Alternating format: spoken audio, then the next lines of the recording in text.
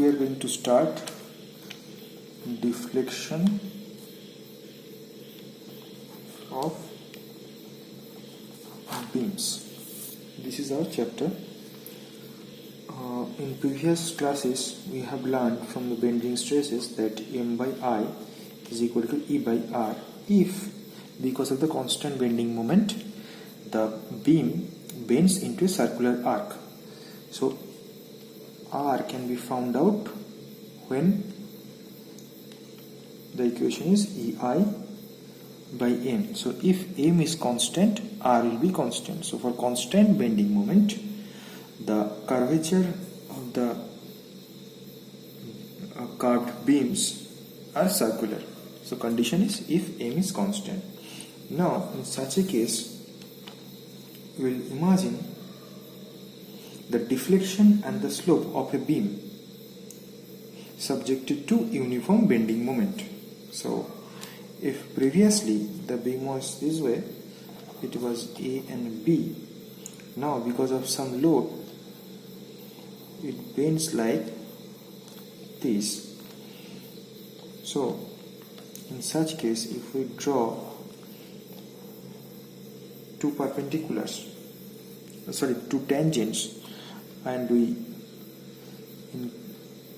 draw the normals, so we will get the center of curvature.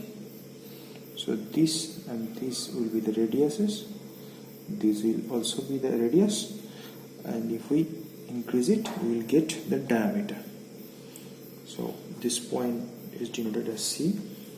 This is C dot, because before it was AB, now it takes this AC dot B form. So here R is the radius of curvature, and this is Y. CC dot is Y, is the deflection of the beam at the center. I is the moment of inertia of the beam, E is the Young's modulus of the beam material, and theta is the slope at A, the angle made by the tangent at A with the beam AB. Okay, for a practical beam, this deflection Y is a very small quantity. So in such case, the tan theta can be taken as theta, while theta is in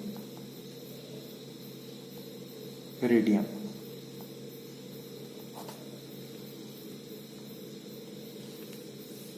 Now, from looking at here,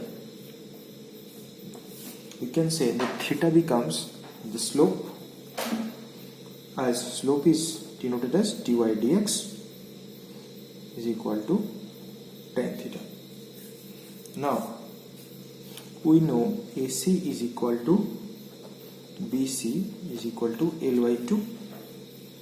Now from the geometry of a circle, we know that AC into CB can be written as DC into CC dot. We have learned long ago. Now putting the values, we get 2R minus Y into Y. So from here we get L square by 4 is equal to 2RY minus Y square.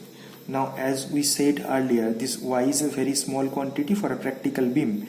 So Y square is a further smaller quantity. Y is small, then Y square is further small. So that's why this Y square can be neglected, and this L square by 4 will be equal to 2RY, as Y square neglected being smaller quantity. So from here we can say Y is equal to L square by 8R.